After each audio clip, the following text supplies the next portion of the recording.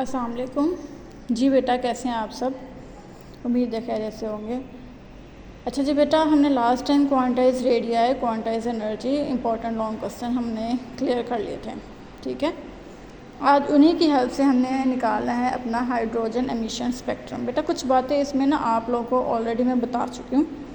बहुत छोटा सा लेक्चर है, आपने ध्यान से अलर्ट होकर सुनना है। देखिए, सबसे पहले जो डिस्चार्ज ट्यूब है ऐसे ही है। आपको मैंने पहले भी बताया हुआ है कि आप क्या करेंगे, इसके साथ कोई भी एसी सप्लाई अटैच कर दें।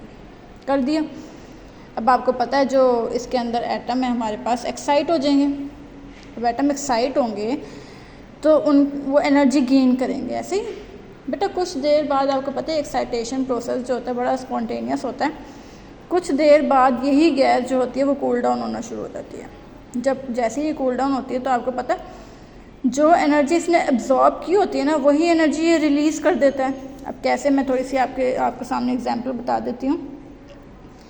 सपोज़ कर लें कि ये एक एटम का मैंने स्ट्रक्चर बना दिया और ये वाला एक इलेक्ट्रॉन है।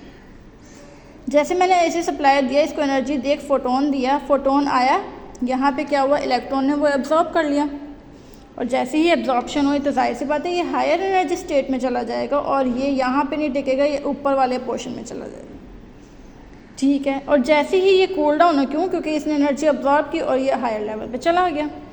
जब कूल डाउन होने का प्रोसेस होता है बेटा, उसमें होता ये कि ये जो इलेक्ट्रॉन है इसने अब नीचे आना है। तो ये जब नीचे आएगा तो वही फोटोन जो इसने लिया होगा वो रिलीज़ कर देगा। और जब वो रिलीज़ कर देगा तो ये जो फोटोन है ये एमिट हो रहा था, इसे हम बोलते हैं एमिशन। और एक ही नहीं होगा, बहुत सारे होंगे, क्योंकि मैंने तो एक एटम बनाया है, इस तरह के बहुत सारे होंगे तो सारे अपने फ़ोटोन रिलीज़ कर रहे होंगे। और वो जैसे ही फ़ोटोन रिलीज़ हो रहे होंगे तो देखिए ये मैंने एक लाइन ड्रॉ की है सिर्फ बताने के लिए कि यहाँ से रिलीज़ हो रहे हैं फ़ोटोन। ठीक है, आगे लगाया मैंने प्रिज़म।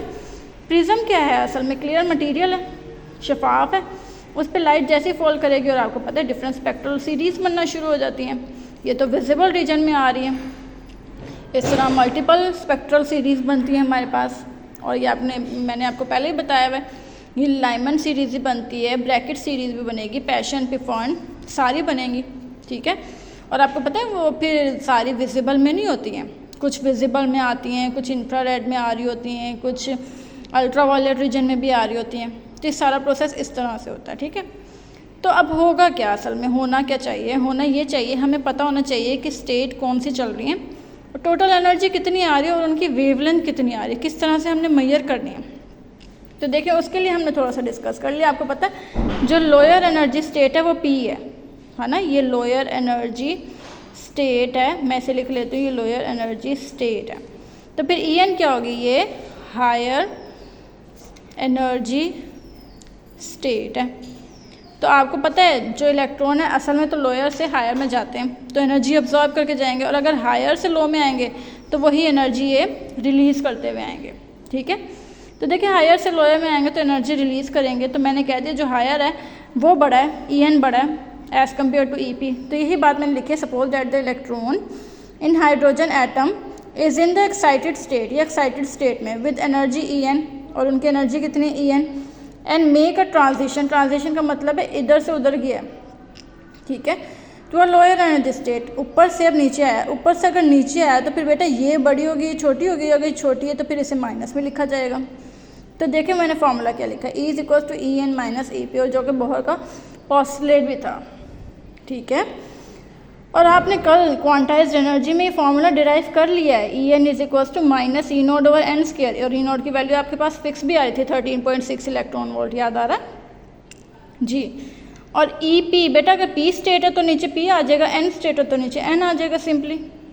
ठीक है, अब E का जो फॉर्मूला है हमारे पास E is equal to HF होता है। En की जो वैल्यू है वो देखिए वो मैंने यहाँ लिख दी, माइनस फार्मूले वाला EP की वैल्यू है हमने यहाँ लिख दी, और आपको पता है ये माइनस और माइनस क्या हो जाएंगे, प्लस हो जाएंगे। ये बन गया E not over P square, ये बन गया E not over N square, HF as it is. और आपको ये फॉर्मूले तो आते होंगे, V is equal to F lambda, और V की जगह हम C लिख सकते हैं, V is equal to C लिखा जा सकता है, तो C is equal to F lambda. क्योंकि मुझे यहाँ पे F की ज़रूरत है तो मैं यहाँ से F निकालूंगी तो F is equal to C over lambda भी हो जाता है। ठीक है, मैं F की यही वैल्यू यहाँ पुट करने लगी हूँ, देखिए C ओवर लैम्डा। इधर से मैं E naught positive E naught common ले लेती हूँ। देखिए फिर एन के साथ माइनस होगा, पी के साथ पॉजिटिव होगा, तो देखिए मैंने पॉजिटिव वाला पहले लिख लिया और एन वाला बाद में लिख लिया। कोई इशू तो नहीं है इसका? जी बेटा कोई इशू नहीं होता। मैंने 1/λ एज इट इज़ रहने दिया। ये जो एच सी है उसको यहाँ पे आके डिवाइड कर दिया, वहाँ पे वो मल्टीप्लाई हो रहा था। ठीक है, अब इक्वेशन कुछ ऐसे बन गई 1/λ is equals to E not over H C, bracket में आ गया 1/p² माइनस 1/n²। ये जो टर्म है ये सारी कांस्टेंट है। कैसे कांस्टेंट है? E naught 13.6 electron volt, H 6.63 into 10⁻13 minus 34 joule second, C speed of light 3 into 10⁸ metre per second, सारे कांस्टेंट है बेटा। तो फिर मैंने इसे बोल दिया ये कांस्टेंट है और किसके इक्वल है? आर एच, जिसे आप रेडबर्ग कांस्टेंट भी कहते हैं। तो इक्वेशन हमारे पास क्या बन गई? 1/λ is equal to R H 1/p² minus 1/n²। ठीक है, तो हम वैल्यूज़ पुट कर लेते हैं। हम देखते हैं आर एच की, ये जो आर एच है हमारे पास, इसकी वैल्यू आती क्या है चेक कर लेते हैं।